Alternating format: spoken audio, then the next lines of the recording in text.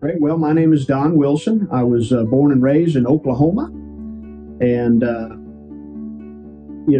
a young fella growing up, didn't have our family didn't have a lot of money. Uh, so one of the things that I had lacked was the ability for higher education and anything like that. I just didn't have access to that. So, as a young fella growing up, I knew I wanted to do something. I knew I wanted to be successful at whatever I did. And as I got older, especially in the teenage years, I was a high school dropout. I'm sad to say, so I didn't finish high school. I went right to work right away.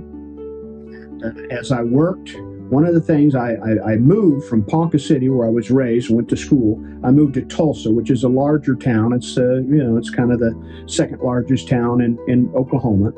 And we moved there, myself and my sister. And I worked for a while at different odd jobs. But I used to drive by American Airlines, and they had a huge base. It's the Tulsa maintenance base. It's the largest base in the world for aircraft maintenance. And so I would sit out there as a young man on my motorcycle, and I would watch the cars go in and out of the base. And I would look at the guys in the cars, and most of them were pickups. This is Oklahoma, so everybody drove a pickup. And they were nice pickups, new, And so as I seen that, I said, man, that's what I want to do. I want to be an aircraft mechanic. So as a 18-year-old young fella, I went up to the gate, talked to the security guy, and said, I'd like to get hired. And and the guy said, well, you're going to have to go fill out an application. I said, okay, can I do that here? No, you can't do that here.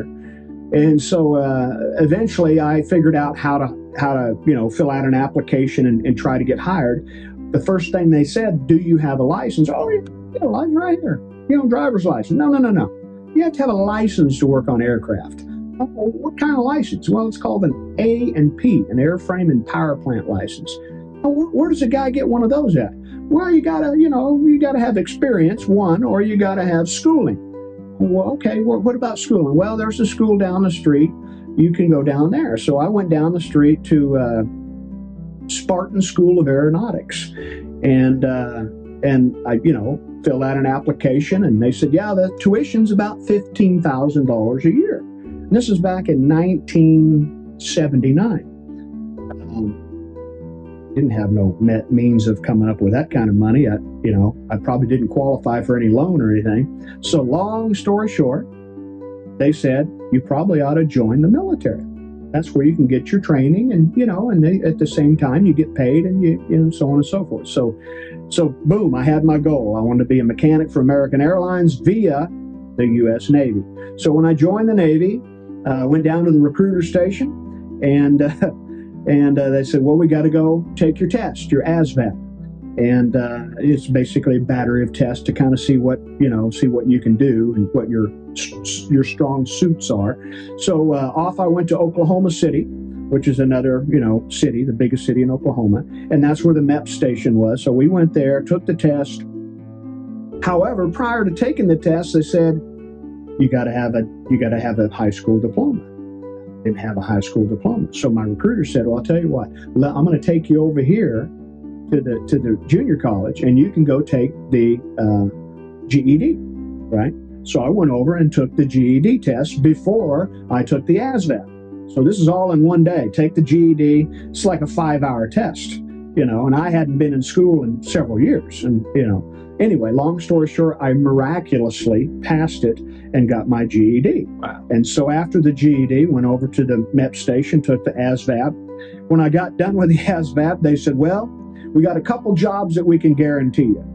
And I said, what are those? Well, you can be an instrument repairman. Okay, what would I be working on? Watches and clocks. And no, I don't want to work on watches and clocks. I want to work on aircraft. You got anything like that? Yeah, you don't really qualify for that. You didn't score high enough on the exam.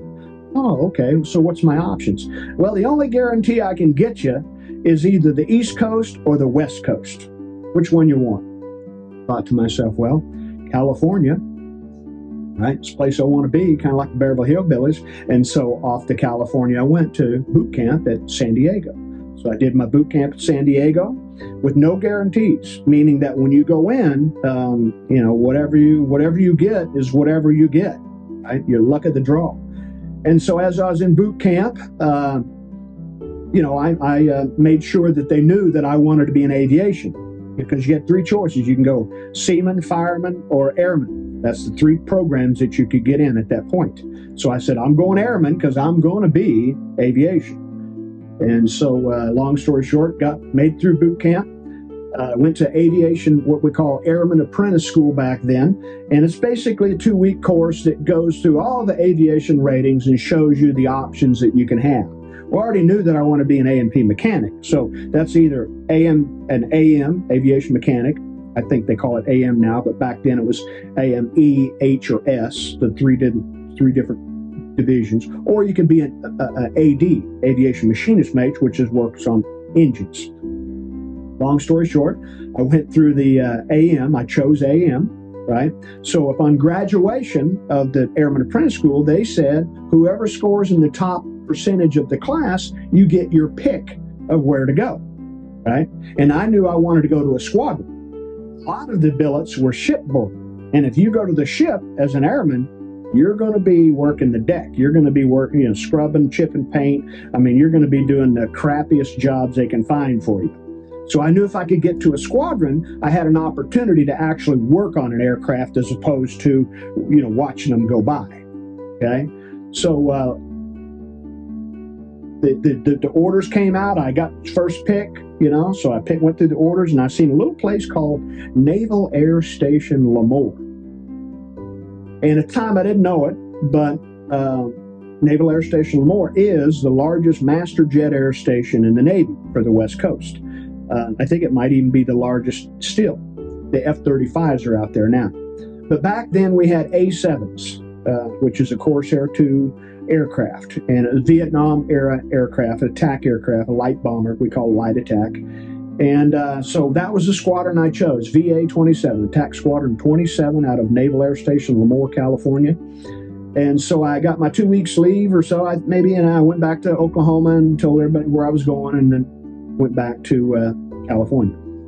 Before you go to your new squadron, were there any memorable things from training, or any RDCs or petty officers that stuck out? During the boot camp and training, there was several. My company commander, for the boot camp, he was a second class machinist mate. We got along good. During boot camp, I was kind of a little advanced for some of the guys. I came in at 19. I'd already been out working, so I didn't come. A lot of people come right from high school. Yeah. So I came, obviously from the workforce, and I realized that, unless you have a skill, you're not going to make a whole lot of money, and people ain't going to really look at you as much of anything, So I had that ability when I came into boot camp. So right away, the CC, company commander, he seen in me. I was a small guy. I was 5'8", 140 pounds. I mean, wet. So obviously I'm not going to be the recruit company commander, because they pick the biggest guy. They want people to be intimidated of him. But however, I knew how to do things. I could follow orders, and so they made me right guide. So I was a staff. I was part of the petty officer staff of the unit, and so I marched. I was the right guy. Carried the company flag. During all of our marching and drilling and stuff like that. So we did real well in boot camp. We had no issues. Nothing really jumps out at me other than just do what you're supposed to do. And then aviation apprentice school, obviously I knew if I wanted to get good orders, I had to be at the top of the class. And so I strived to make sure that, I did everything I was supposed to do and picked up on everything. I already knew, I wanted to be a mechanic when I graduated, when I got out of the Navy to go to work for American Airlines. So all of that was that goal in mind as being a mechanic for American Airlines. And so, so I reported to my duty station in Lemoore, and you go to the RAG outfit. A RAG outfit is basically training. Okay, so in a wing like the air wing we had, ours was called the Light Attack Wing Pacific. Okay, so all of the A-7s were part of the Light Attack Wing Pacific.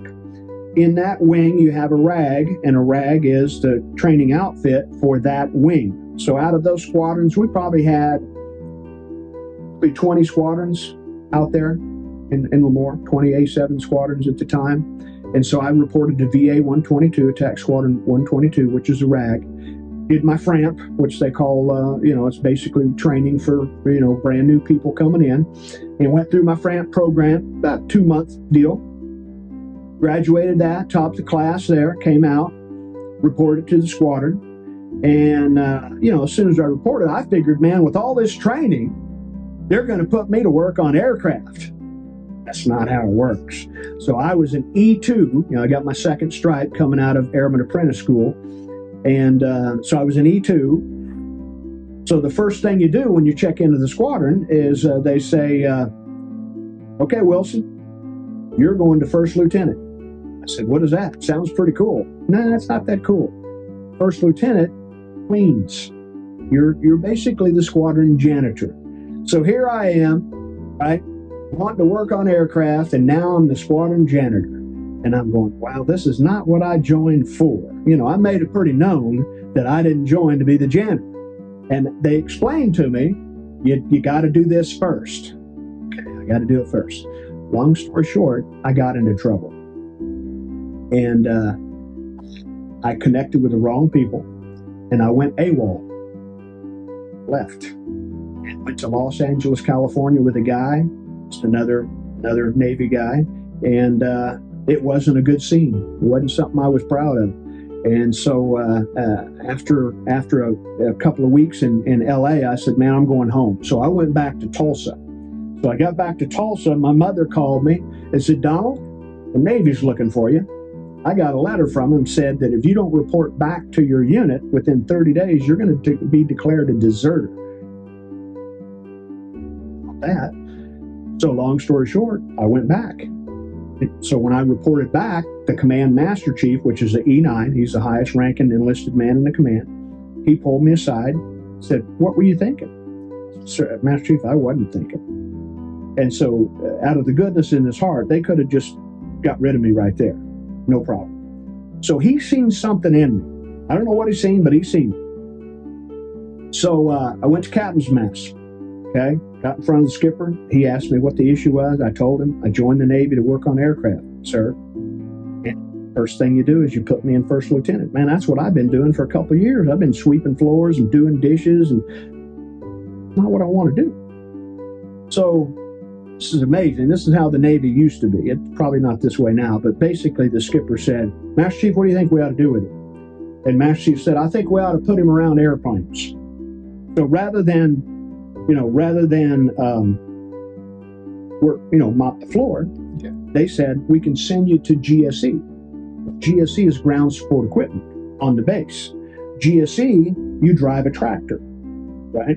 And you hook up to airplanes and you tow them around, you move aircraft. That's your job. So they sent me to GSE. So I go to GSE, thankful, very great. So think about this. I went UA for 30 days. I got suspended, suspended, 2 months pay for, half month's pay for 2 months, suspended 90 days restriction to the base, right? All suspended. And they put me in GSE. So after a couple months in GSE, guess what? Again. This time, right, I'm towing an airplane, not even aware of it, because I had did some, smoked a little weed. Not smart, but I'm just telling you the facts. So long story short, I'm busted. Towing an airplane down the street. Should be on the runway, on the taxiway. I'm towing the damn thing down the street. So security pounces on me, hooks me up, takes me to the hospital, drug tests me, and I've got something in my system. PCP. Didn't even know it. It was in the marijuana. So here I am, right?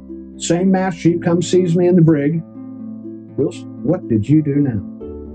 I think you got to just give up on me. He said, no, I'm not going to give up on you. So he got me out of the brig. I went to captain's mess. All that stuff that was suspended, boom, I got it. Busted in rank, 2 months restriction, or 2 months pay, half month's pay for 2 months, 90 days restriction, and the brig. So you're going to go to the brig. Back then it was called CCU, Correctional Custody Unit. Their job was to break you, to make you comply, right?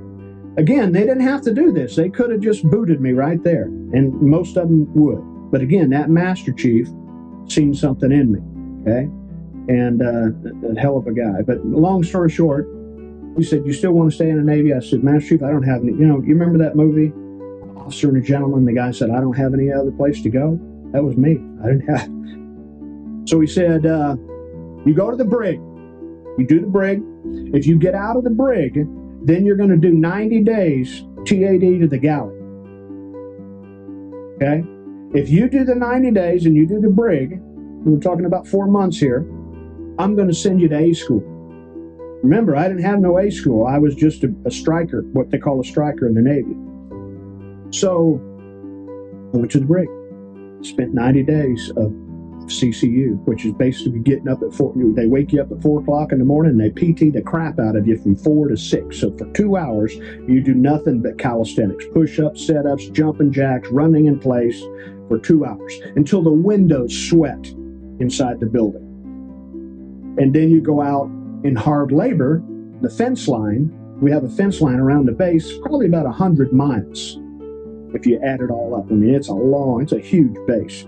We go out on the fence line chopping weeds like the chain gang.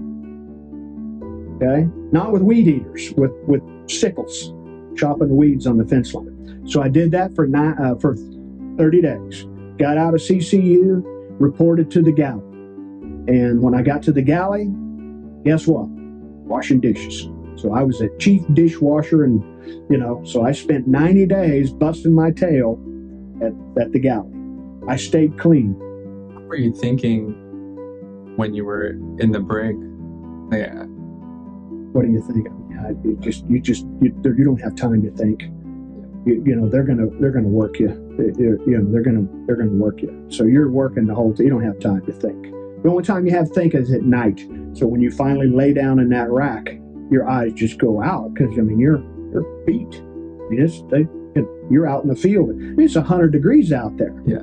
Were you always thinking like, I just have to get through this so I can become a mechanic? Because again, my goal was to be an A&P mechanic for American Airlines. So that was all I thought about. I'm really screwing this up.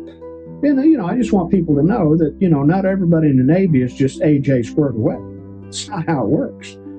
So I was a screw up, and I was bad. So long story short, I got through all that, right? And I got the phone call, right? Didn't have to report to squad. I got the phone call. It was Master Chief. Airman Wilson. Yes, Master Chief. Pack your bags. Yeah? You're going to Memphis. Holy shit. You're sending me to Memphis? Yep. Your flight is tomorrow. So I did it. I basically got through all that, and I got promoted to airman, E3, which was a big deal for me. I never thought I'd make it past E1. And so I get on the airplane, man, I'm off to Memphis, Tennessee as a fleet guy. When you go to Memphis, which is the aviation training grounds, right? All of those kids there, they're right out of boot camp. So a normal progression would have been boot camp, A school, right? Fleet replacement squadron, then the squadron, right?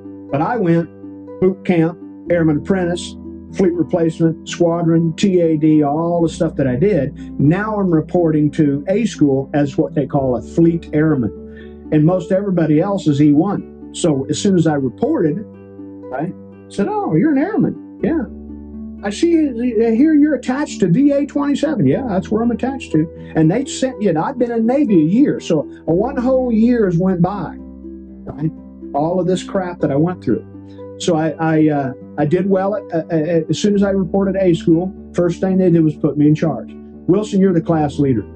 So I had 21 guys, me and 21 guys that I was responsible for. So I was 21 years old, right? So I did great. Class did great. I kept them all out of trouble. It's not hard to get in trouble. It's easy to. So I knew how to get in trouble. So I kept them out of it. So I got all my guys through. All 21 of us graduated. We all went to. Everybody went to the fleet, where they're supposed to. So, which is good, because a lot of classes you have issues. So guys like me, right, get in trouble and they get booted. Okay, so I get back from A school, report back to the squadron. Okay, so I've been in the squadron for over a year now, probably a year and 3 months, because A school is about 3 months. So I get back to the squadron, check in, upstairs to the Master Chief, and his name is Don Whitlow. I got to say that. AFCM Don Whitlow, one of the best men I've ever had the opportunity of serving under. Anyway, I reported to Master Chief, and they wanted to send me back to First Lieutenant. And I said, Master Chief, I've been there. You already know the story. Yeah, don't worry about it, Don. I'll take care of it. So he walked me down to maintenance control. In the squadron, there you have about 250 people in the squadron, okay? Squadron has 250 people. At the time, we had 12 A7 aircraft. So 12 people, 12 aircraft, 250 people. You have, out of officers, you probably had about 25 officers, and you had another 20 chiefs, and the rest of us were the workers, okay? So you got the men, the chiefs, and the officers. So I reported to maintenance control with the Master Chief at my side. So I walk into maintenance control, and the Master Chief down there, which is another E9, he's the maintenance Master Chief. He said, so you're the one. I said, what does that mean? Oh, you're the one that went through all this trouble. Yeah, that's me. He said, man, it's a miracle. You're still here. I said, it is. He said, well, I'm sending you to the line. The line division is for undesignated airmen, meaning that they have no rating. Okay, they're strikers. I said, and I just kind of looked at him. I kept my mouth closed. The other Master Chief said to him, Don has already been to A school. He's already did PAD twice, right? Went to the brig, went through all of that. I think you ought to put him into the shop. Now, the shop is where everybody wants to be. The line division, once you do about a year on the line, you might get into the shop where your rate is, where you actually get to work on your job. That makes sense? So I got the Master Chief, Vince, the other Master Chief, send Wilson to the shop. Right? That was great. And this is the same Master Chief who believed in you for the beginning. Whatever could have Who been. went to Captain's Mess with me twice. It was up to him. Well, he definitely saw something. He was amazing. He was a good guy. Anyway, so the new Master Chief, now I'm working for him. Okay? And his name was Dave Lois, great guy. And so I reported to the shop. And my supervisor, Chuck Shannon, AMS-1 Chuck Shannon, great guy, I reported to the shop. And Chuck said, okay, you know anything about those airplanes out there? I know what end goes off the boat. I mean, I know it's got a tail hook and some tires. And yeah, I know a little bit about it. Okay, well, here you go. Here's a toolbox. Here's a manual. Go out and do the job. So they assigned me to a guy, apprenticeship type program. You always work with somebody. So long story short, the first thing they gave me in the shop was called a PQS, Personnel Qualification Standard. And it had all the qualifications that you had to get in order to be qualified on that aircraft. Okay? Well, now I had my goal. Always like goals. So I looked at that and I said, I'm going to get 100% PQS qualified as fast as I can. So every time a job went out the door, I was on that job. A lot of the guys are coking and smoking and going to the D-dunk and, not me. I wanted to get qualified, and I want to get qualified fast. So I was like a little puppy dog. I followed Chuck Shannon around everywhere I went. Each job he was on, I was over there. Chuck, what about this? What about that? What about this? What about that? How about this? And so I just become a student and got qualified. Within 6 months, I was 100% PQS qualified. And so we deployed. We deployed on the USS Coral Sea, CV-43. And it was the 1981-82 Western Pacific cruise. And our ship was home ported in Alameda. So we had to fly up to Alameda on a DC-9, all the men, and then we'd get off, and then the pilots flew the aircraft from Lemoore to Alameda and landed at Alameda. And this is back when we used to crane everything on. So we had to take the aircraft and crane them, hook them up to the crane, and lift them up and put them on the carrier. In other words, before we left port, the carrier was 100% loaded. We call it a combat load, meaning all the weapons were there, all the bombs, all the missiles, everything that we needed, all the food, all the men, all the aircraft before we even left port. Nowadays, I think they fly them out. They fly the aircraft on. So anyway, long story short, we go on our first cruise. So I'm assigned to airframe shop in Attack Squadron 27, and I'm an airman. And, you know, this is probably March of 81, something like that. So we're at cruise. As we're out to cruise, I'm 100% PQS qualified. Well, there's some guys that are senior to me, E4s, E5s, you know, that are senior to me, they're not PQS qualified, right? So when the jobs come in, hey, Wilson, we got an aircraft on blah, blah, blah, blah, it needs fixed, right? Can you handle it? Yeah, I'll take care of it, Master Chief. Boom. As soon as that radio rang, right, as soon as you heard maintenance control, right, I was the guy answering, yes, Master Chief, got it, be on it, right? So long story short, within a few months, I got my CDI. CDI is called a Collateral Duty Inspector. An inspector typically is somebody E4 that goes out, inspects the work of the men that do the work. So let's say we send a guy out for a tire change, right? Changes the tire, puts it all back together. The CDI goes out and looks at that job to make sure everything's right, and then he signs it off, okay? So I was the youngest CDI ever in Attack Squadron 27. I was an airman. Now, the Master Chief didn't want me to, you know, officially be that because I was an airman, and they don't usually see an airman as a CDI. So long story short, I found out while at sea, I passed my E4 exam. So I was promoted to third class petty officer in December of 1981. Okay, so as a third class, I had one little stripe, you know, or one little crow, and they made me assistant shop supervisor as an E4. So I had two E5s that were senior to me, a lot senior, that had to take orders from me. And I didn't lord it over them or anything like that. I just said, hey guys, we got a job to do. Let's go get it done. I don't give a shit what you are or what your rank is. Let's just go do it. So we got along great. Everything went perfect. I got Sailor of the Month. So Sailor of the Month, February 1982. And so here I am, you know, up in front of the squadron, from the dirt bag that checked in a year and a half ago to Sailor of the Month, third class petty officer, running the shop as assistant. So was that for your squadron or for the entire? No, just my squadron. You don't, you know, the ship. Obviously, there's other squadrons on the ship in the air wing. So in my squadron, I was in the airframe shop in the maintenance department of Attack Squadron 27. So long story short, Chuck, my supervisor, AMS-1 Shannon, had some issues back at the beach. So they had to fly him off and send him back to Lemoore to handle some personal problems.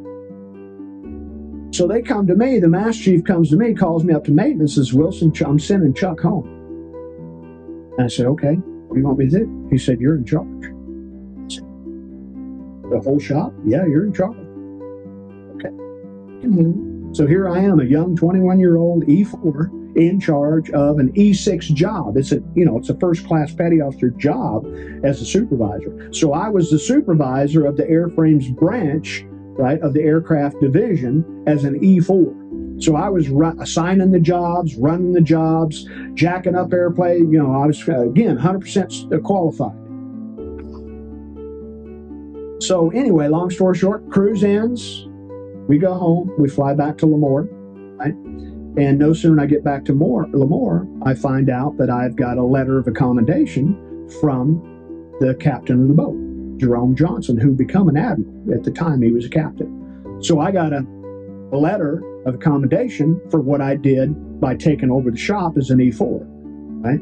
So, you know, pretty good thing to get recognized for. And so when I got back to the shop, I'm still an E4. Chuck is gone. I don't know what happened to him, but he was gone. They got rid of him. So I got a new first class there, right? See eye to eye.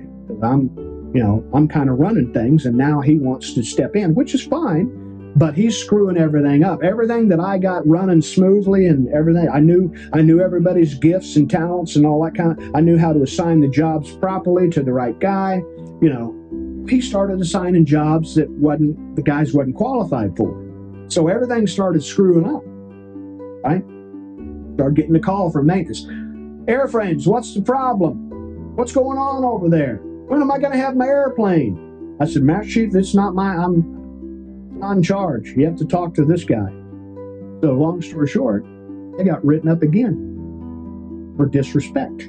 Again, 21-year-old airman that thought, his head was probably this big. I got written up again. So here I am in captain's mast again. New skipper. The old skipper's gone, so I got a new skipper. The old Master Chief is gone. He's moved on. He's retired. And so I'm an E4, Sailor of the Month, letter of commendation from the captain of the boat, and now I'm at captain's mast for disrespect. So the skipper said, Don, we appreciate everything that you've done. We know your history. We know what you're capable of. But unfortunately, the Navy, RHIP, never forget that. Rank has its privilege. So the E6 is in charge. You have to do what he tells you. I said, I'm going to have a hard time. I'm sorry. I'll do it, but I'm going to have a hard time. Tell you what we're going to do. So what they did for me, they sent me to the wing. Remember I told you the wing is responsible for all the A7 squadrons on the base. So I got TAD, temporary assigned duty, to the Navy modification team for the combat wing pack, for the whole wing. The Navy mod team was sailors, top of the technical experts of each rating, all throughout the squadron. Out of 20 squadrons, they picked, 20 or 30 guys, and they sent them to the wing modification team. So I got assigned to the wing. Now I didn't have to take any orders from the first class that I didn't get along with. That was the outcome of your past? Yeah. So no rec, just NJP recorded. It's on page 2. It's on your service record. So it was recorded, but let's help Don out. Let's get him out of here. So they kind of did you a favor. They got me away from the problem. Yeah. And obviously I'm a young guy, and you know how young guys are. They're full of themselves, and you want that. You want people like that. You don't want a bunch of wimps. You're in the military. This is not a joke. You want to get something done. If you want something done, you got to do it with somebody that can get it done. Rank doesn't even appear in there. You want the job done. That's what you want. And you don't want nobody to get hurt. So long story short, I went to the wing and as an E4, and for too long, I'm 100% qualified. So they make me shop supervisor. So now I'm the shop supervisor of the Navy modification team. And just so happens, LTV modification team, which LTV is the people that the company that made the A7 aircraft, VOT, basically VOT, LTV. They have their own modification team. They're civilians. All of them are retired chiefs, right? So our hangar, we're in the same hangar as our squadron, VA-27. So you've got Navy mod, VA-27, and LTV mod. Well, on the LTV mod is my Master Chief, the one that retired, the one I told you about in the beginning. So every day I go to work, I see him over there working, he sees me over there working, we wave at each other. Because he's a civilian now, he's retired, and he's working as a civilian for LTV. So, small world. So anyway, this is 1983, so I've been in the Navy a couple of years. I've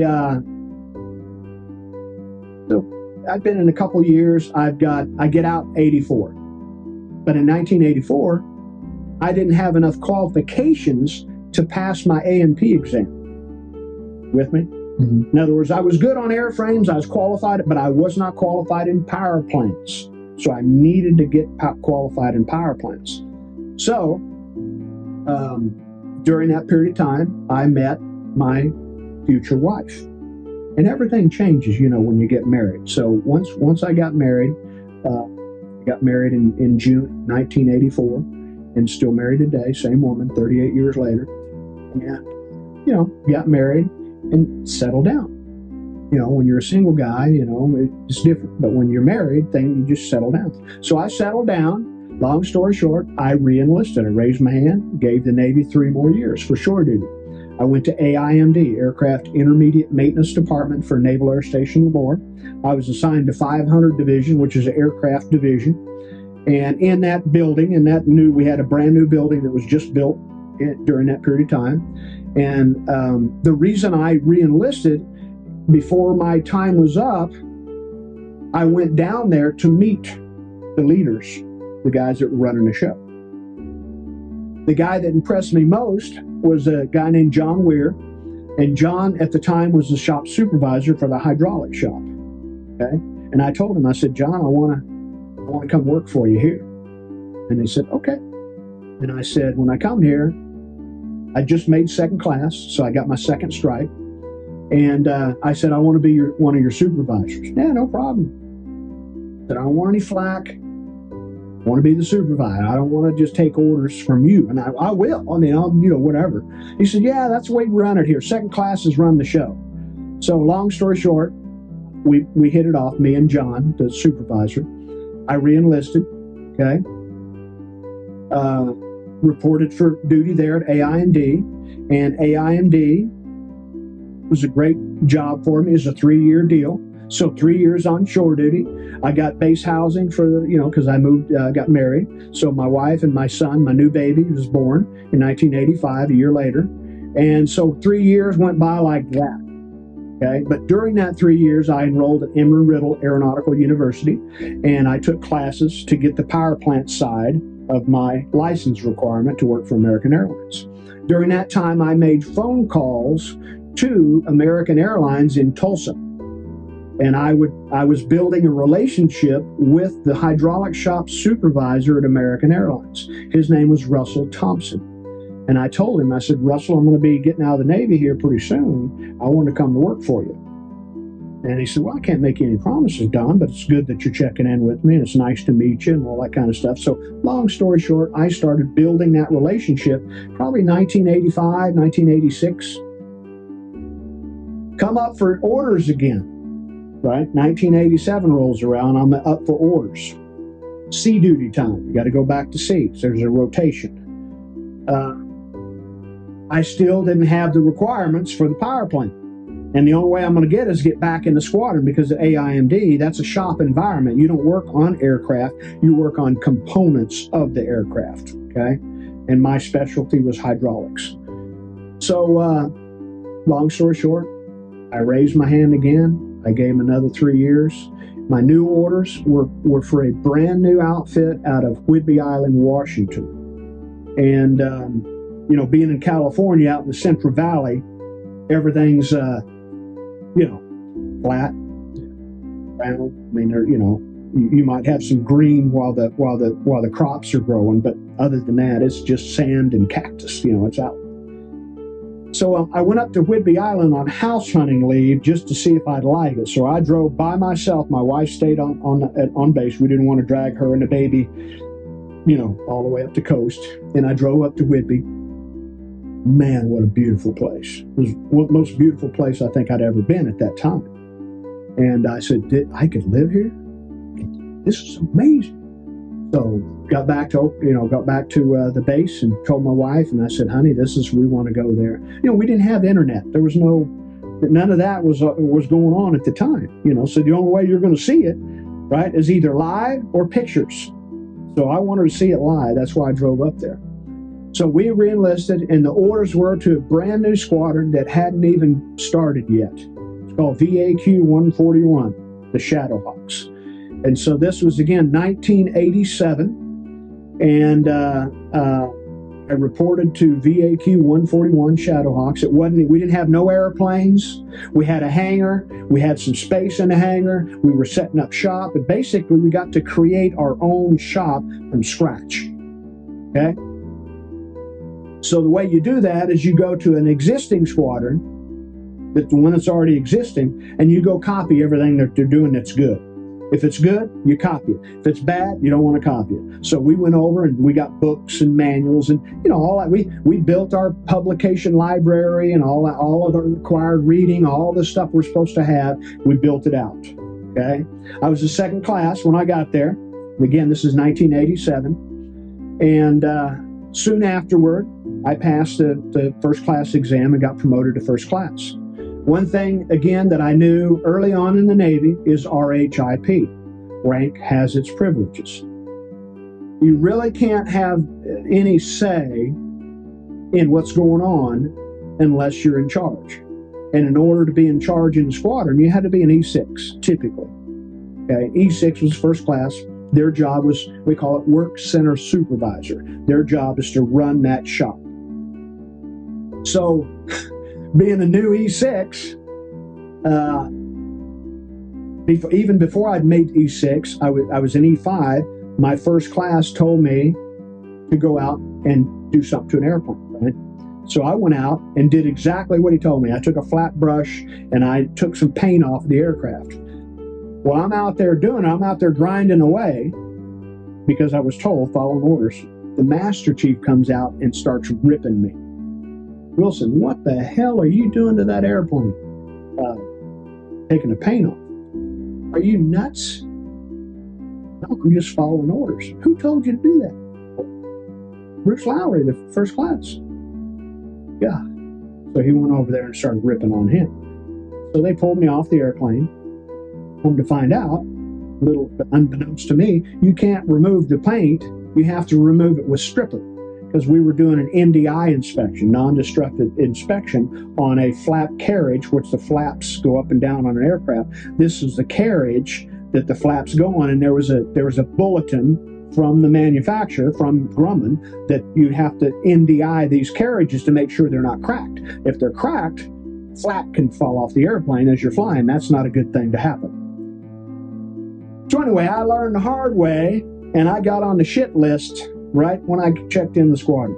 So I check in the squadron as an E5, get on the shit list. And I don't know if you know this, but in the Navy, it takes 10 attaboys to get rid of one aw shit. Right? So I had my first aw shit when I checked in. So I had to build my reputation from there, right? So I made E6. We had all these first classes that were in charge. We had like 5 first classes in one shop. So the Master Chief come to me and says, Wilson, got too many guys in airframes. I need somebody in corrosion. Well, corrosion is not a shop that you really want to be in because it's a lot of sanding and painting. Well, since I grinded that paint off the flap, he was going to punish me to make me learn my lesson, right? So he made me the shop supervisor for corrosion control. So that was my first E6 job. Well, the airplanes were coming from the factory. They're brand new. Every aircraft we got was brand new from the factory. So we had to Modex them. We had to put the numbers on the aircraft, the squadron insignia, you know, the Buno numbers and all that kind of stuff we had to put on. So that was my job, to make them all look pretty. And I did a good job, and they liked it. We're getting ready to go to sea. And so we got a brand new squadron, right? And we're going to a brand new aircraft carrier, the USS Theodore Roosevelt, CVN-71. So this is back in 1988, okay, brand spanking new. So you got a new squadron going to a new aircraft carrier in a new air wing. Our air wing is CVW-8. In that air wing, it was a new, for that year, it was a new, they call it a notional air wing, meaning that it had F-14s, it had EA-6Bs, it had A-6s, we had S-3s, we had, E-2 Hawkeyes. I mean, we had every, old-fashioned Navy, the old-fashioned Navy. Now it's F-18, everything's F-18. But so this is brand new carrier, brand new squadron, everything's new. So we go on so before we go to cruise, Master Chief comes up to me and says, Wilson, I want you to be troubleshooter supervisor. And basically the troubleshooters, their job up on deck, on the flight deck, when the aircraft goes into the CATs and hooks up, gets ready to get shot off the boat. The troubleshooter's job is to make sure that the aircraft is good. No problems, no fluid leaking, no flight control problems, no issues. Because they're the last eyes that see that airplane before it leaves the deck.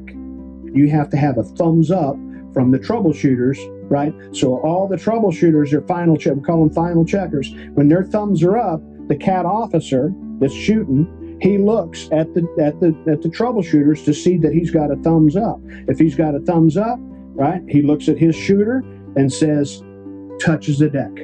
Off it goes. So that's what I did. My job was an LPO, leading petty officer of the troubleshooters. The troubleshooters are the best technical experts of each rate in the squadron. So I had the best electrician, I had the best avionics, I had the best mechanic, everybody's the best. And so my job was to make sure that they did their job. More like a babysitter. So we worked flight ops to flight ops. Typically, you're going to work day shift or night shift, right? 7 to 7. 7 in the morning, 7 at night, or 7 at night, 7 in the morning. 24 hours a day, the ship is always working, never stops. But the troubleshooters, we worked flight ops to flight ops. So let's say the flight schedule says tomorrow morning, flight ops start at 6 o'clock, right? 0600. We had to be there an hour prior, 0500, to make sure all the aircraft are ready that are on this flight schedule. So my job was to go into the berthing department and find all my troubleshooters and pull them out of the rack. Because, you know, it's kind of hard to get up by yourself when everybody's sleeping. Because at 0500, everybody's still asleep. Okay? The reveille is at 0600. At 0600 every morning, reveille, everybody gets up. Okay? So I had to go wake my guys up. And there's no cell phones at this time either. No. So today's Navy, you'll just set your cell phone in your rack and wake up. There's no cell phones. So my job as LPO is to make sure all, because, you know, sometimes they oversleep, you know, stuff happens.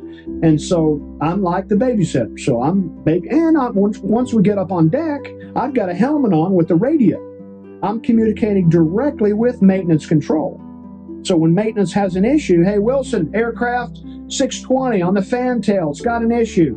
Great. Who do you need? We need an electrician. Great. I grab my electrician. Nobody else has got a radio. Only one. Everybody can't have radios. So I grab my electrician. Hey, they need you on aircraft 620 on the fantail. Go. Off he goes. Okay. So that was my job. I loved the job. It was fantastic. So we worked flight ops to flight, sometimes 16 hours a day, sometimes 18 hours a day. It just depends.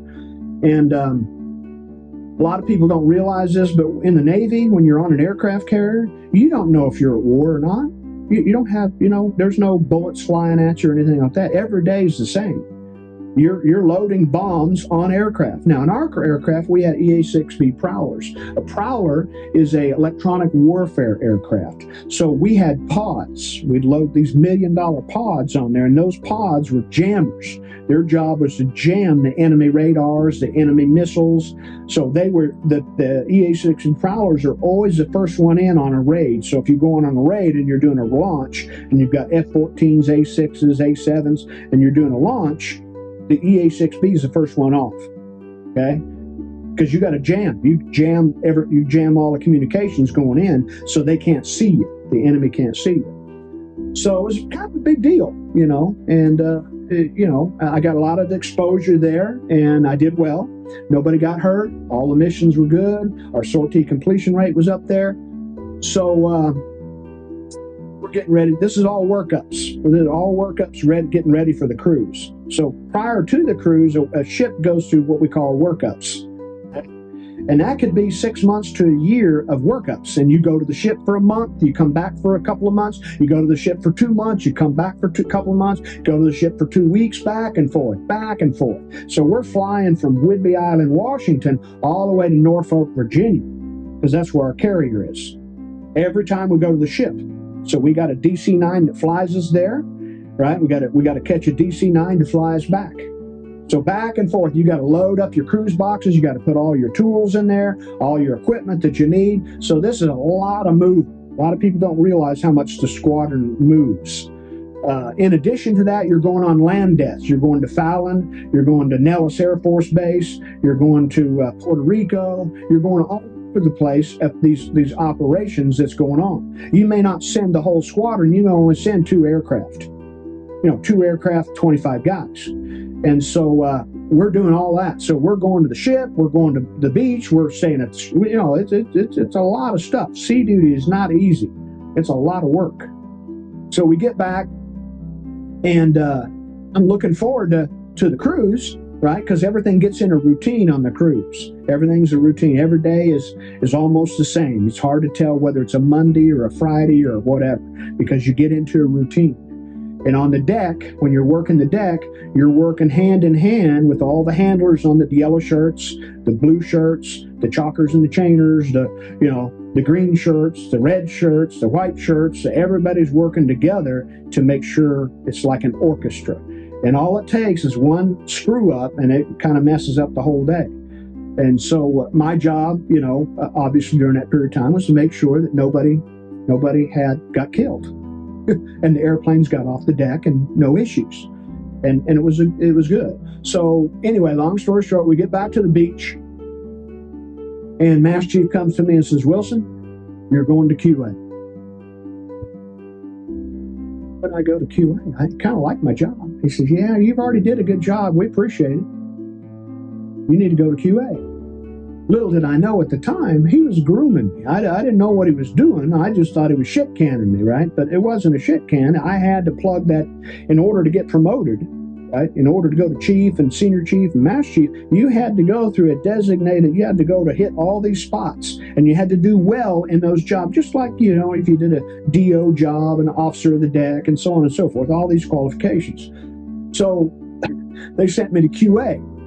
And I was the airframes QAR, airframes and corrosion. And a quality assurance representative's job is to oversee all of the shops, airframe shop, power plant shop, line division, avionics division, to make sure that those shops are following the NAMP, Naval Aviation Maintenance Program. Okay? That's how I become very good at the NAMP. And so I did real well in QA.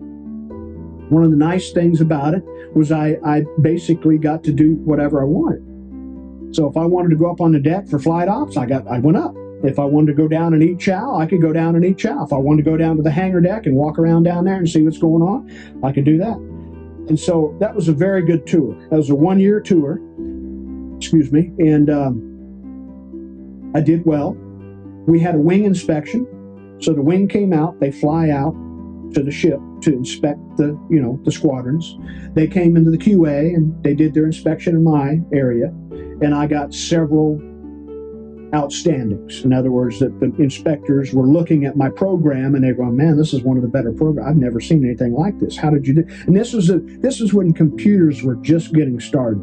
We had an IBM computer, had 20 megabyte hard drive. Huge back then, and floppy disk. Everything we did was on floppy. So all my programs, I was putting them on floppy disk, right? And making them very duplicatable. So they were duplicating my programs throughout the wing. They liked my programs so much they implemented them throughout all the squadrons in the wing. And I got an outstanding on that. So I was hoping I'd get a medal out of it, but didn't happen. So when we got back from the cruise, I got a letter, another letter of accommodation, but this time Admiral Brown signed it. So I got a 3-star admiral to sign the letter from the squadron for a job well done. I would have wanted a NAM, but I didn't get it. So, we get back from cruise, and everything's going good. Had a good tour. Everything went well. And so I get back, and Master Chief comes up to me again and says, "Wilson, it's time for the line." And the line is the toughest job in the squadron. If you're line LPO as a first class, if you do well, you're going to make chief. Okay? Well, me, I didn't want to be a chief. I want to be an officer. So the only way I could be an officer was to go through the LDO program, Limited Duty Officer Program. You had to have a recommendation from the command to participate in the LDO program. So I respectfully requested, fell out of chit, went through the, to the chain of command, and I got it.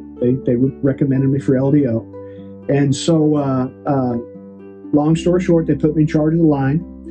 During that period of time, we went and did some stuff on the Roosevelt, but the Abe Lincoln was brand new coming out. This is 1990. Okay, so the Abraham Lincoln CVN 72 is coming out of the yard, brand new, coming right off the assembly line. They needed a wing to go out and do the shakedown for that carrier. A shakedown is the first time you put an air wing on the carrier, and you go out and operate just like you were if you're going to get deployed. So our CAG volunteered us to do the shakedown for CVN 72, and I was line LPO. So we went out on the Abe Lincoln in 1990, and we did the shakedown. The shakedown is in Southern Caribbean, so not a bad place to hang out. So we got to go down Southern Caribbean, went to St. Thomas, Virgin Islands, some of the nice ports down there, and had a really good time. And I did very well as a line LPO. We met all of our goals. Everything went extremely well. Got back and nominated for Sailor of the Quarter, Supervisor of the Quarter. Got it. So number one out of all the first class in the command. There was 19 of us. I was number one of 19.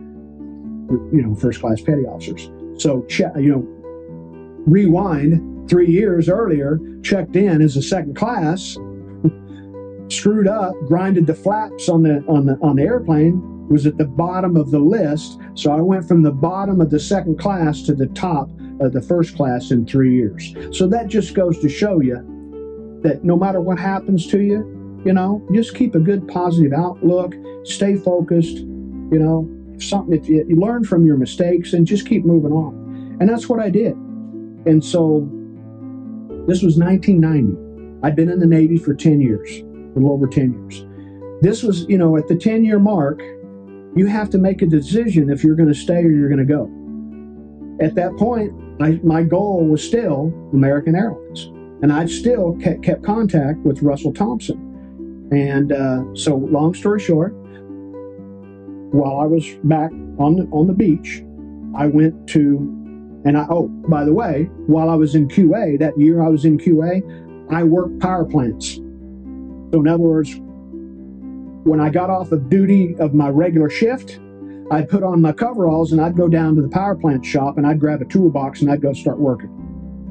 At that time, it was still one of your weaker points was power plants? I had to have it. Yeah. It's required. But as an AM, there's no requirement for you to be a mechanic. Yeah. So, but I couldn't do it while I was on duty. I had my regular duty to attend to. So I'd do my 12 hours as a QAR, and then when I'm off, I went down to power plants and checked in as a worker. So here I am, an E6/10, right, working with the E4s and the E5s, learning power plants, just like I was a brand new guy. So I got fully qualified in power plants. Not only that, I got turn qualified, meaning that I could actually turn the airplane. So when they needed somebody to go and turn the aircraft, they didn't have to have a mechanic do that. They could have me. Hey, Wilson, aircraft 620 on the fantail. They need a low power turn. Get up there and take care of it. Aye, aye. And I'd go up and do a low power turn. So I got fully qualified as a mechanic, only one in the squadron ever, probably to this day. So qualified airframes, qualified mechanic. Then I went and got my A&P. I took my A&P exam for the FAA. So I went to Seattle, and me and another guy, one of my buddies, the guy that met the mech that trained me, he was a mech, I was an airframer, so we trained each other. I trained him airframes, he trained me mechanics. Right? Engines. We went to the FAA, we took our exam and passed it. So we obtained our A&P license prior to getting out of the Navy. Okay? So I had my license. The command obviously thinks I'm going to re-enlist. Supervisor of the quarter, I'm the shining star, I'm the guy to point to. But at that time, I wanted to go to work for American Airlines. And my son was getting, he was 3 years old at the time. And it really hurt when I came back from cruise, I came back from cruise, and we landed at the squadron at the hangar, and I walked off the airplane, and I walked up to my son. He did not recognize his father. We all look the same. We're all wearing whites. We all look like sailors, right? So he can't find his daddy. That really hurt. Here's a 3-year-old boy growing up without a dad. No, that's not going to happen. Right? And if you want to make rank in the Navy, you've got to go to sea. There's no other way around it. That's the only way to make rank. So it was a hard decision, but we made that decision, my wife and I. And we made it. The way we made the decision is I was actually deployed. I was on Lincoln in St. Thomas, standing in line to make the phone call home. We didn't have cell phones or anything like that. We had to stand in line at the pier to get on the phone. So I called home, honey, what do you think? You think I should get out? Yeah, honey, I think you should get out. I think you should go to work for American. Okay, done. So I didn't say anything. We got back to the beach, filled out my chit, walked it through. Everybody come loose, boy. They were madder than hell. Got up to the commanding officer, the old man. Me and him didn't get along anyway. So, I threw the chit on his desk, and he said, after all I've done for you? And I kind of looked at him and said, after all you've done for me, sir? I think it's the other way around.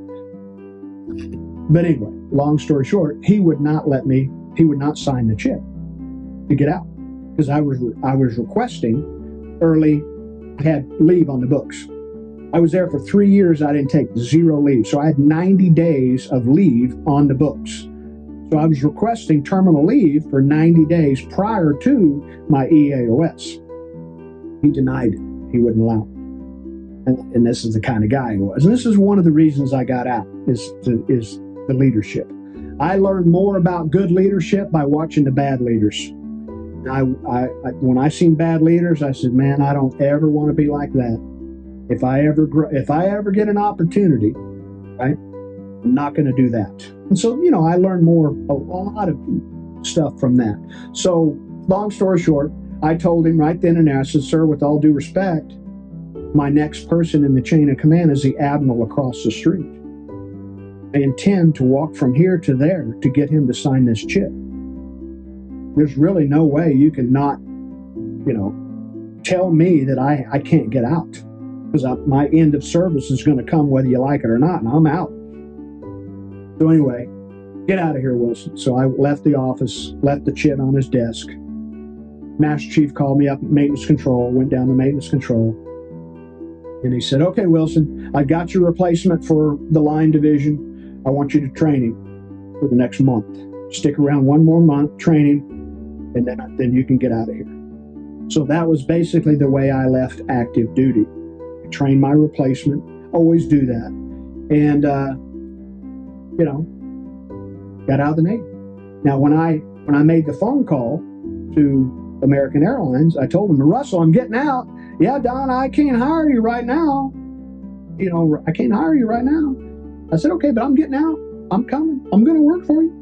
Remember, been talking for about 5-6 years now, so I'm coming to work for your shop. So anyway, we got out. We sold her home. We had a home there. We sold it. We loaded up the truck and headed off the island. Whidbey Island is an island. You have to take a ferry. You don't have to. You could drive the bridge. But we decided to take the ferry off the island. So we drive and get on the ferry, right? We're on the ferry, my family and I, my wife, my kids, my boy, and she's got a boy as well, so we've got 2 boys. But we're on the ferry. Remember, I've been active duty for over 10 years now. So I'm on the ferry, we're riding across, wind's blowing in her face, and I looked at my wife, and she looked at me, and I said, I don't have a set of orders. I don't have to be anywhere. This is the first time I've been free my entire life, seems like. So it was one of those moments, that you have, and we're just, going across the water, and it hit me right there. I did not have a set of orders. I wasn't supposed to be anywhere. And so that's how I left the Navy. Now, long story short, to wrap it all up, that squadron, BAQ 141, say it's about 20 years later. So I left there in 90. So we stood up in 87. So the 20-year anniversary would have been 2007. Well, the internet, the Facebook came around, right? So I got into Facebook, and I started finding my old squadron mates from VAQ 141. I rounded up about 100 of them out of 250. And I suggested that we have a reunion, okay? A 20-year reunion. And man, they loved it. I got a hold of the skipper. He said, yep, no problem. You can count me in. So we all got together 20 years later at Whidbey Island.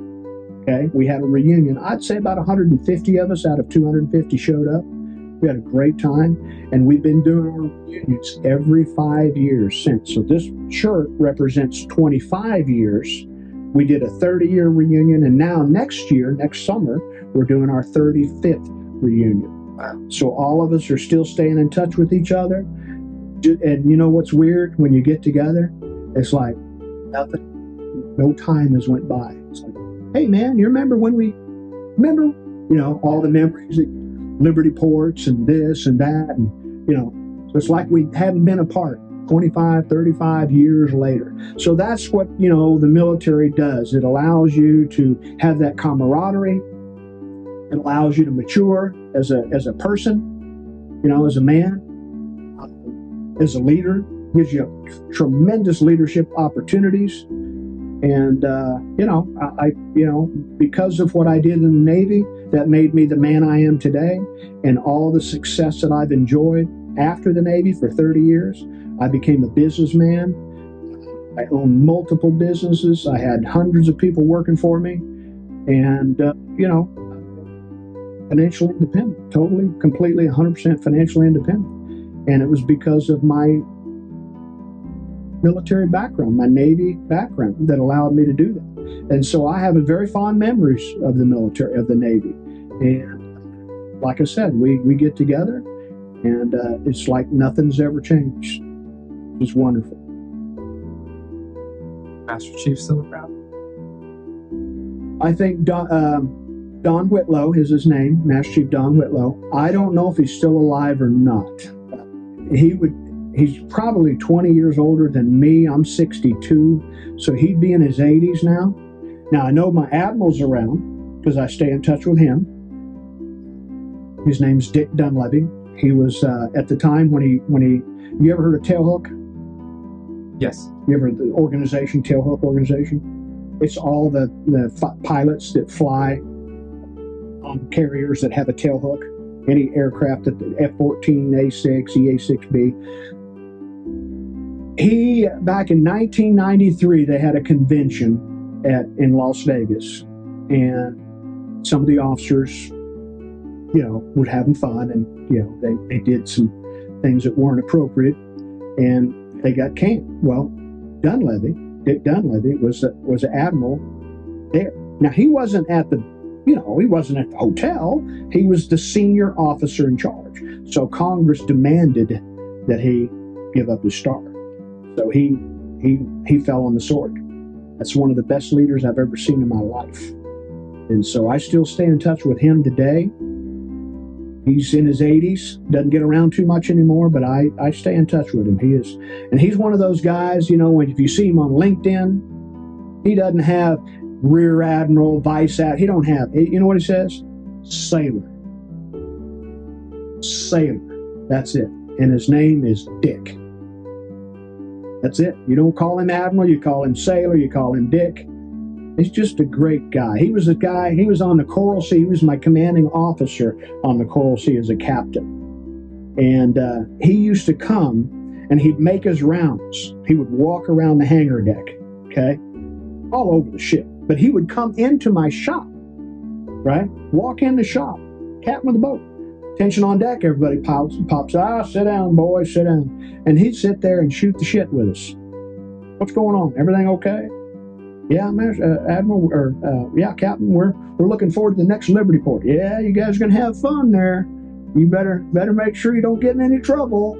And so he was just that kind of guy. And he every evening at 6 o'clock, he'd come over to 1MC on the ship, and he would have a talk, and he would tell everybody what's going on. Okay, boys, here's what's going on today. And he'd begin it by saying, top of the evening to you. Top of the evening to you, boys. But, you know, back in those days, it was all men. We didn't have any females on the ship. And he was one of those leaders that you don't ever forget. And I was very fortunate. I had a lot of those guys. You know, a lot of my CEOs went on to become admirals, you know, 2-star, 3-star. I think Dick Dunleavy would have been the CNO. I really do. He was that good. He was an NFO, non-flying officer. He flew right seat in the EA-6B as a navigator. And he was one of the only NFOs to ever make admiral and to ever command a ship, you know, Coral Sea. And, you know, NFOs usually don't wind up in that spot. But he did. And he also, in 1987, when we stood up our squadron, VAQ-141 at Whidbey Island, he was our guest speaker. At the time, he was ComNav Air Pac. So he was commander of naval, you know, all naval air for Pacific Fleet. Actually, Air Land, because the boat was on the East Coast. So he was ComNav Air Land at the time. He was a 3-star then. And he was our designated speaker. So good memories, very good time, and I have nothing, you know, negative to say about the Navy. It was very good to me. Yeah, it's remarkable how getting so much trouble early on. Yeah. And things that, in my eyes, I would probably just see sailors just kicked out immediately. Yeah. I mean, I've seen people in OCS. I was an instructor at OCS. Those kind of things did not fly. Right. But they were, you know, a lot of commands were very quick to get rid of people. And I understand. I was there in the Navy in '84 when we had the drug problem. Yeah. And that, you know, I can't remember who, Thomas Hayward, he was a CNO, and he came out and says, new policy. Anybody get caught piss test positive, you're out. And they started urinalysis in 1984, and from that point on, that's when I gave it up. I never touched it again. Right. And so, you know, from 1984 on, I'd never touched it again. So, and a lot of people did. I mean, you know, they had an accident on the Nimitz, and they did a urinalysis of all the people on the deck. 50% of the deck crew were positive, even the pilots. So this was very prevalent back in the 80s. Very prevalent. Not prevalent today, but back then, yeah. When you get out, did you go back to Oklahoma? Yeah. And did you get that job? Okay. Yeah, it wasn't easy. I never gave up. But on my way back, you know, I left Whidbey Island on that ferry. We drove all the way through Oregon and California, Northern California, and we went to a place called Lancaster, California, where my wife's sister and her husband lived. Okay? And we dropped off our niece, who had been staying with us in Whidbey for the summer. So we dropped her off there. While we were there, my brother-in-law, who was he was a civilian, ex-Navy himself, he was working at Edwards Air Force Base, test pilot school. And he said, Don, don't leave yet. Don't go to Oklahoma yet. Come with me out to the base. I want to introduce you to some people. So I went with him. Went to work. And so walk in the shop. I look around. Hell, I know about half of them. They were all retired chiefs, senior chiefs, master chiefs. Wilson, what the hell are you doing here? And so they're working on A7s. This is what I, you know, I'm very experienced on A7s. So I walk in, and the boss, right, who at the time was a tech rep on the boat with me back in 1981. So this is 1990. This is 9 years later, right? He's now the boss of the test pilot school for the Air Force, right, running the A7 program. Right? We had about 10 A7 aircraft that we were responsible for. And I walked in, and he said, sit down, Don. I said, what's going on, Adam? And he said, you looking for a job? I'm I'm going to work for American Airlines. He said, well, have they hired you yet?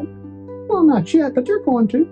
Well, what are you going to do now? I said, well, I'm going to go to Oklahoma and I'm going to wait around till they hire me. Well, while you're waiting, why don't you work for me?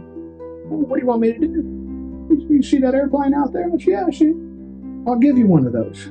What do you want me to do? He did, remember in the Navy, you're the LPO of the line division? I said, yeah. I was responsible for, 5 aircraft.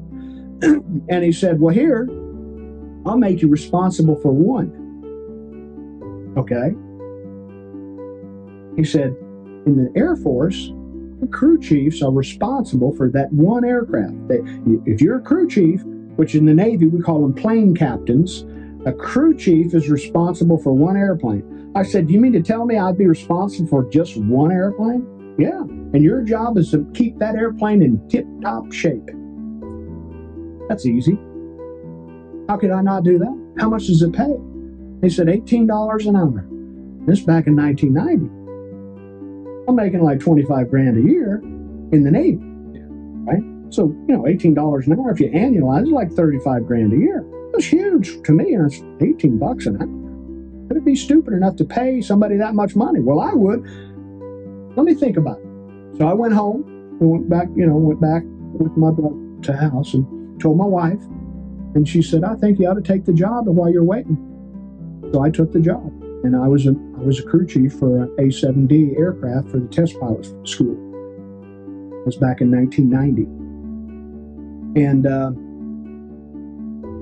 they kept messing with me, all the guys. Well, you're just going to stay here, Don. This is where you're supposed to be. I said, no, this is not where I'm supposed to be. I can't see myself sitting out here in the damn desert for the next 20 years like you guys.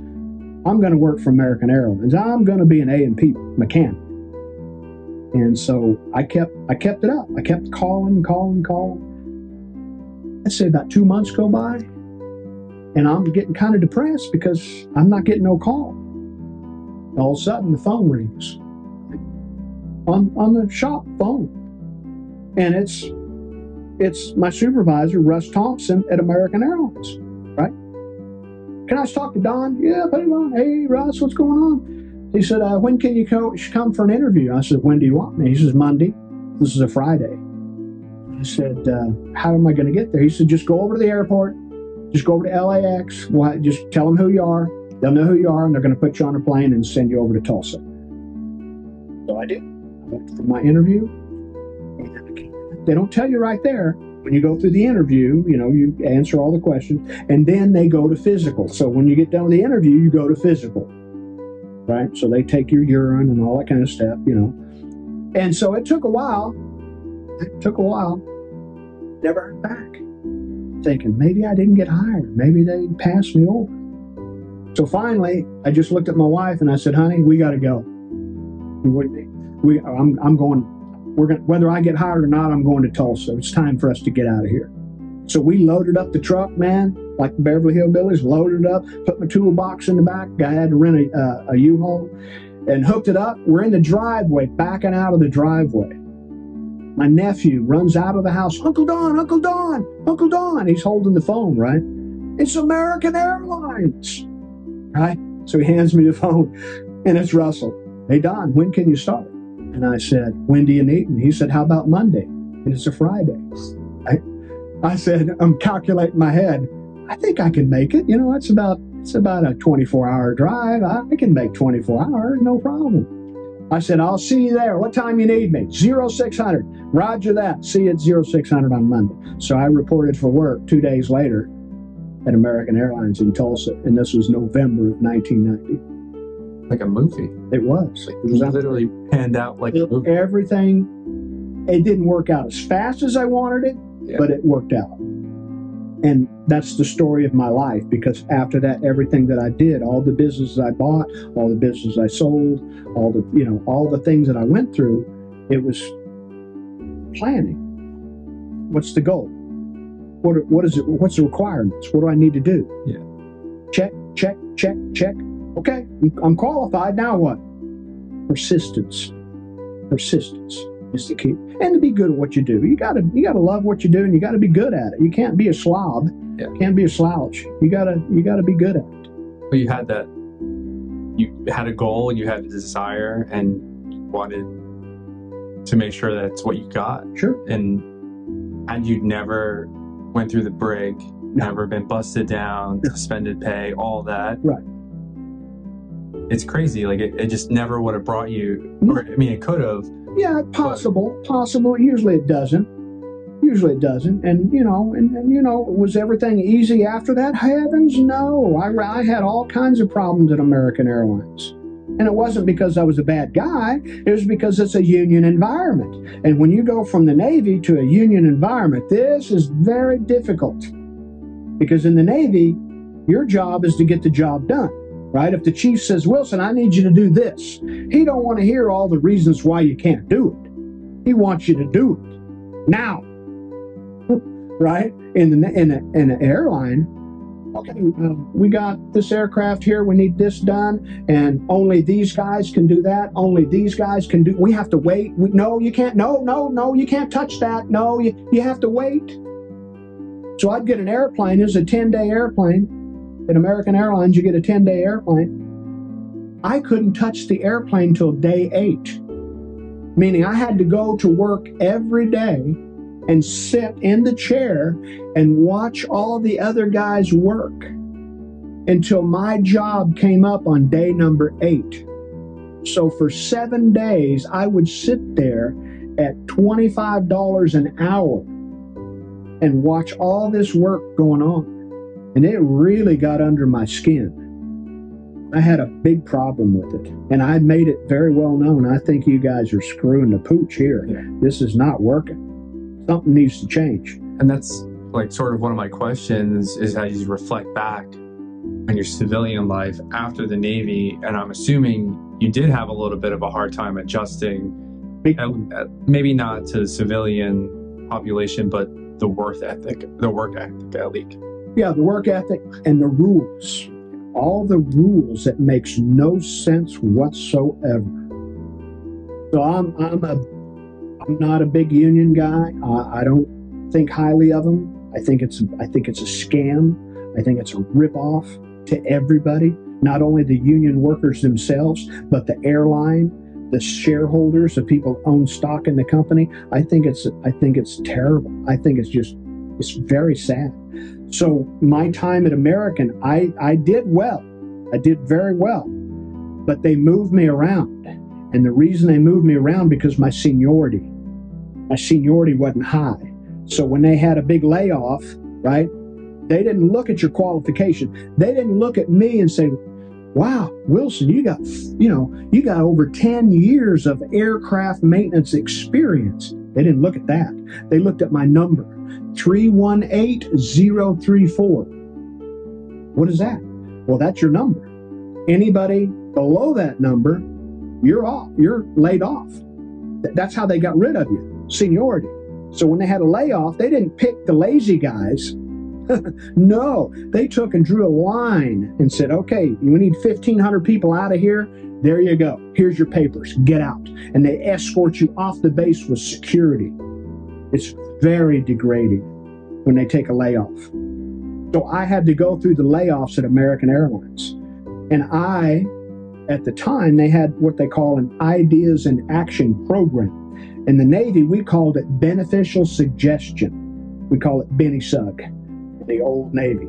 And basically that meant if you had an idea, all you had to do is write it up and turn it into your chain of command. And that chain of command had to run that idea all the way up to as high as it needed to go. And if they liked it, they implemented it. Remember I told you that I created a program for my spreadsheets for the QA, for tracking discrepancies and stuff. Yeah. They implemented that thing throughout the whole wing. That was a suggestion from me. I used to write beneficial suggestions, and I got awarded. Sometimes it's $1,000. Sometimes it's liberty. Sometimes it's whatever, extra leave. But that was called the beneficial suggestion program. So when I got to American, they had the Ideas and Action program. So I started submitting ideas, and before too long, I was the #1 idea submitter for American Airlines. So I got to meet the chairman of the board, Bob Crandall. And I got to fly, me and 200 other people got to fly from Tulsa to Seattle and pick up, we bought a brand new 757 for $50 million of savings that we created. We created the savings by doing things differently at American Airlines. We saved $50 million. So me and my partner, we were the number one and number two submitters of ideas. So we got to fly on that aircraft. I got to sit next to Bob Crandall for 4 hours. I had his ear for 4 hours. So he wanted to know what's going on. I told him what was going on. And when we got back, I found myself without a job. So when I got back, it was, okay, Wilson, you're going to the brake shop. What? Yep, here's your papers. Get out of here. And they shit canned me. So here's a guy with all this experience. Shit canned. It was very degrading. After 15 years in aviation, you know, I'm out there grinding on brake pads, doing jobs that would typically be done in the Navy by an E1. Yeah. You with me? So that's how I left American Airlines. My last day at American Airlines was May 27th, 1994. They laid me off. And so when I got laid off, I already had a gig on the side as I was selling financial products part-time. So when they laid me off, I went full-time into the financial product sales.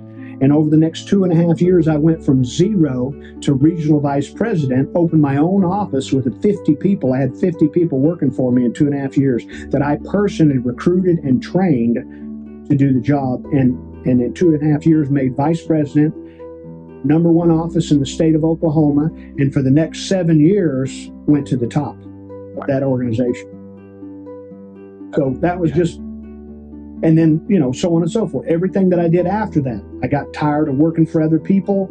I, you know, bought my first business. And over that period of time, over the next 15 years, I bought, built, and sold 10 more businesses to retire a multimillionaire when I sold my last business in 2019, right before the COVID.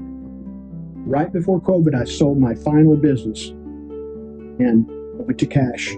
Everything I had, all my assets, my houses, my cars, my real estate, all of it, I liquidated and went to cash.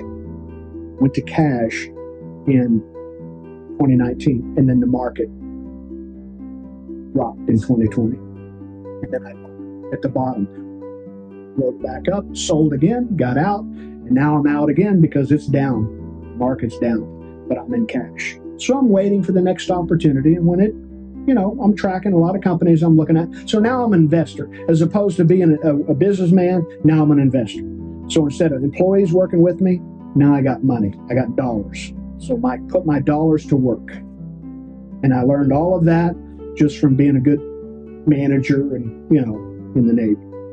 Yeah, it's amazing. It is. And got children you're taking care of too, probably just my son is a millionaire. He worked with me. He worked with me during those 15 years that I built those companies, and I made him part owner. So when we sold everything, he walked away with a couple $1 million. What brought you to Englewood? You know, while I was actively building companies and selling companies and all that, we would vacation and we'd come to Florida. We love Florida, you know, because of the weather. We used to go to a place called Boca Raton, and there's a resort there. It was called the Boca Raton Resort and Club.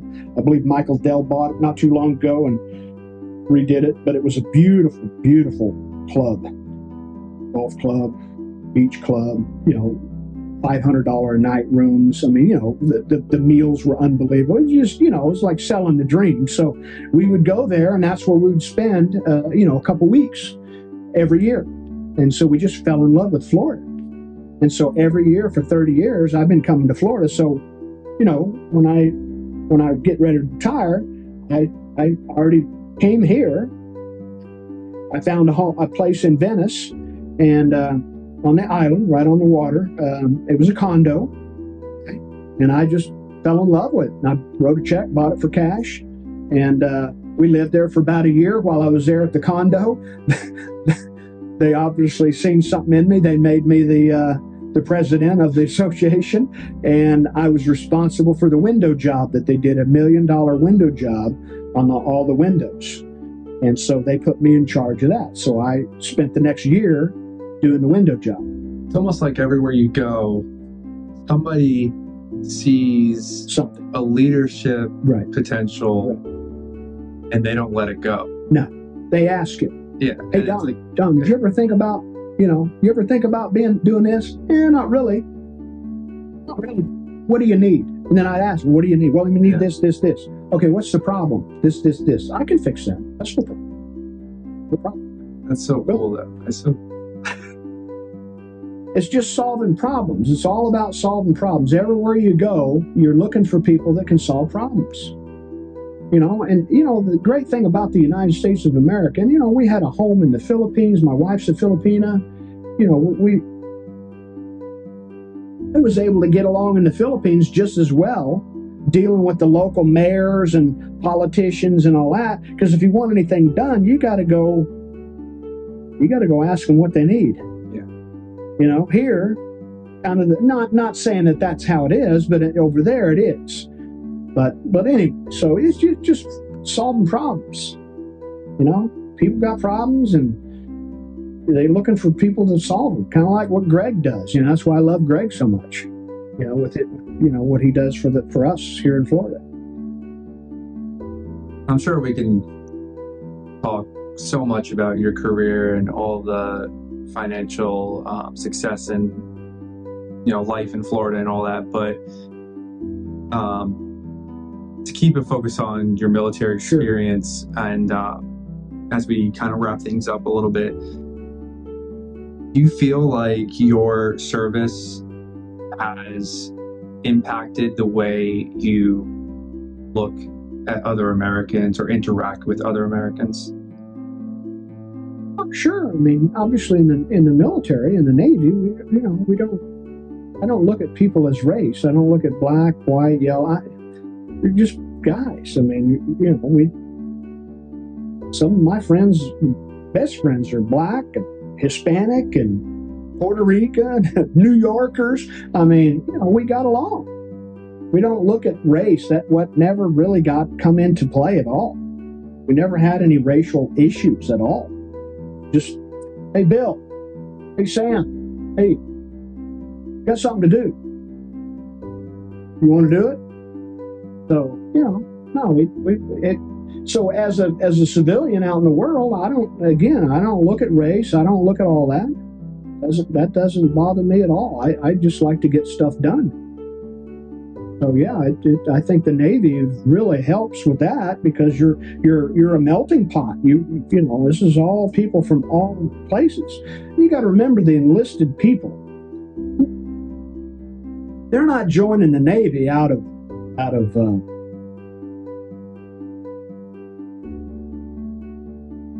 they're joining for economical reasons. The number one reason that people join the Navy from an enlisted side is economical. That's it. Sometimes the judge don't give you a choice. Back in the day, you get in trouble. The judge says, okay, it's McAllister or the Navy. Which one you want? We'll take the Navy. But we used to get a lot of people like that in the Navy. People that had choice. You can either go to jail or you can go to the military. And so so when they came in, just like me, you have to learn to get along with people. You have to learn to take responsibility for your own actions. You can't blame everybody else. You're responsible for you. And so you learn that or you're gone. Either you shape up or you ship out. That's just the Navy way. Shape up or ship out. And I'm glad that they seen something in me.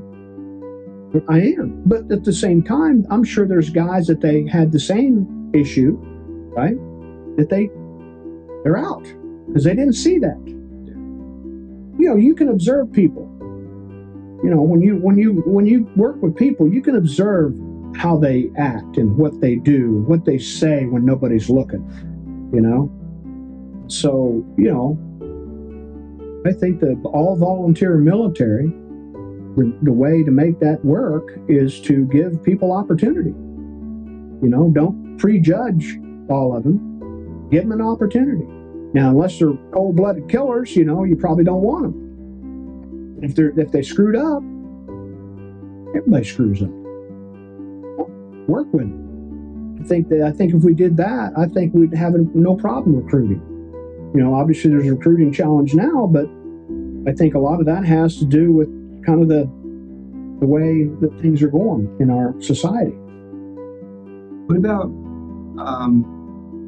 your feelings towards war itself, and given like your time period of when you served from the 80s to the 90s, you are in a time period where we just get out of Vietnam, things kind of settled down, Beirut happens with the Marines, and the Gulf War. Yeah, we had the Irish hostage crisis and stuff like that. Yeah. Like I told you before, when you're on the flight deck of an aircraft carrier, you don't know if you're at war. Every day is you got a job to do, and if you see a lot of bombs, so they're dropping them somewhere.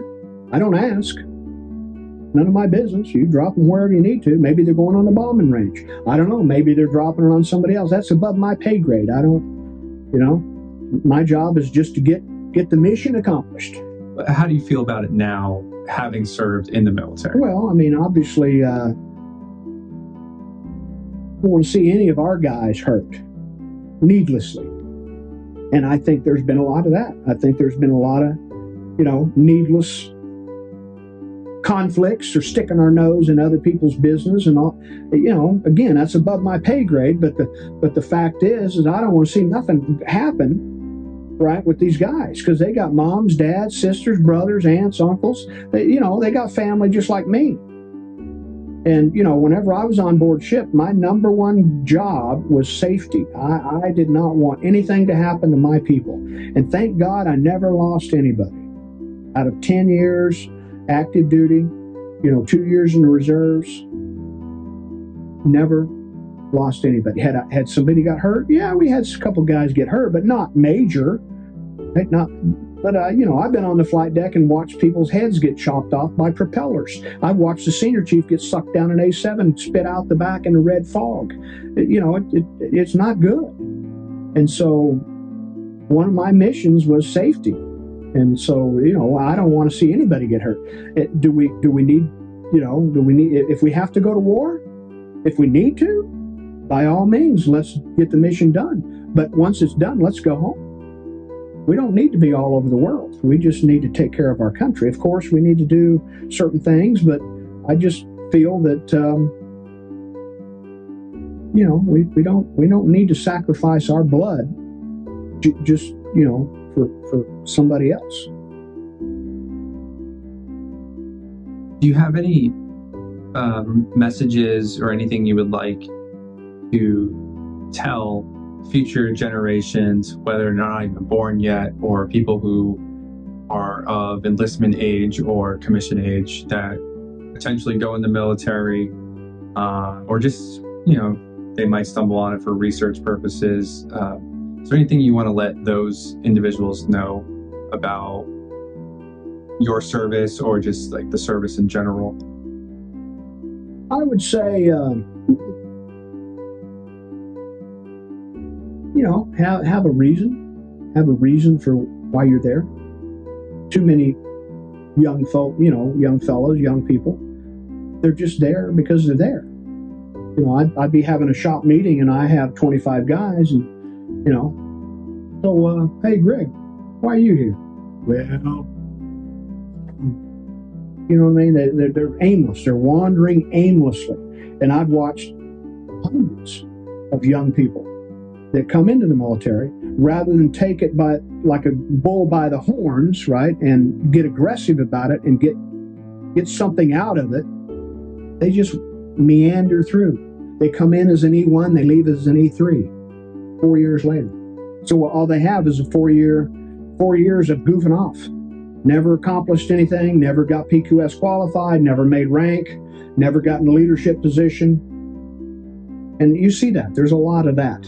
And of course, that's why you got to recruit. You got to recruit. You stop recruiting, you're not going to get those young guys. You need the young guys. You need those people because they do horrendous jobs. You know, working that flight deck for 16, 18 hours a day, you better be in good physical condition. I couldn't do it now. So you want the young guys to come through. You want that turnover, but at the same time, if you're there, have a purpose for it. You know, have a reason for joining the Navy. My reason was different than everybody else's. My reason, I wanted to be a mechanic for American Airlines. That was it. That was the only. I was a one-track mind. Everything was focused on that. And at the same time, while I'm here, I may as well do a damn good job.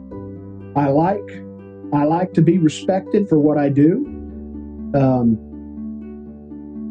You know, I always had respect.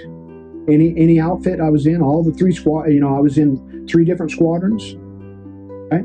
Every squadron I had respect. There's Petty Officer Wilson. How you doing, Petty Officer Wilson? You know, people knew who I was.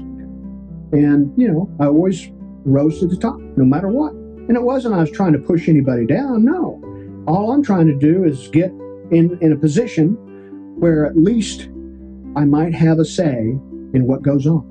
Because I hate going into a place and just sitting there and watching some person that's in charge that's not really in charge. I don't know if you know what I mean, but you know, sometimes you go there and I can't believe this guy's in charge. And I got to do what he says to do. Even though I disagree, I have to follow an order. If it's not lawful, then, you know, I can go up above his head. But anyway, I think the main thing I would tell people if they're going in, make sure you have a goal for going in.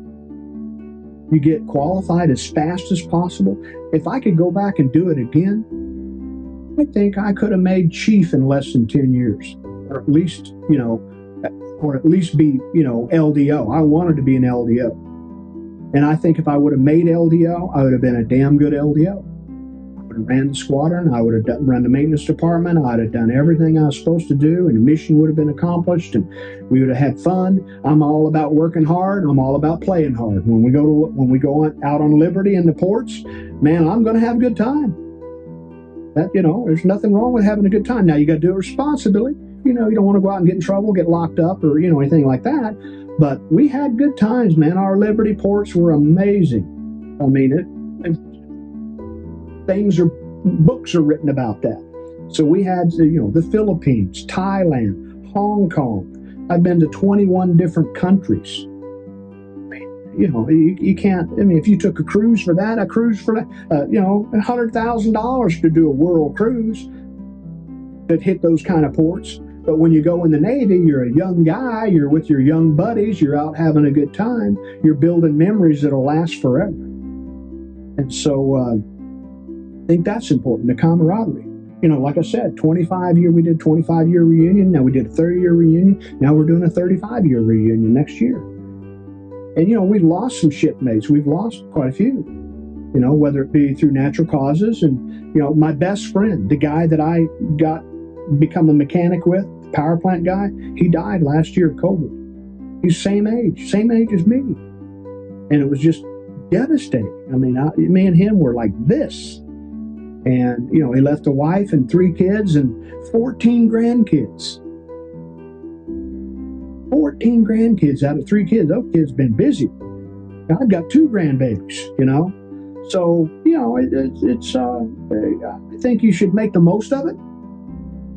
I think you should do good. Always try to do good. Try to help your fellow shipmate and you know, person. So I think that's what I would say to people. If you're going to go in, get advanced quickly. Don't go in there and jack around. Don't go in the military and just goof off like most people. And then they leave 4 years later. Oh, yeah, I was in the Navy. What'd you do? First lieutenant. Oh, yeah, for 3 years? Well, that's pretty exciting. And you notice that, you know, when you see those folks that in civilian world, they didn't the chain either. Yeah. Well, sorry for your loss with your friend. Yeah. But I'm glad you have many memories to cherish with your relationship with him. My final question, and then I'll give you the final word after that, is just what you wish people knew more about veterans. Well, obviously, a lot of the veterans, when they go in, when they join, they're not joining to be a hero. They're not, nobody volunteers to go, okay, I want to be a hero. I want to be a martyr. No, they go in typically for economical reasons. I mean, usually it's about the money or some way to have a better life, typically. Usually it's not patriotic. A lot of people think people join to be patriotic. I've not met too many of them.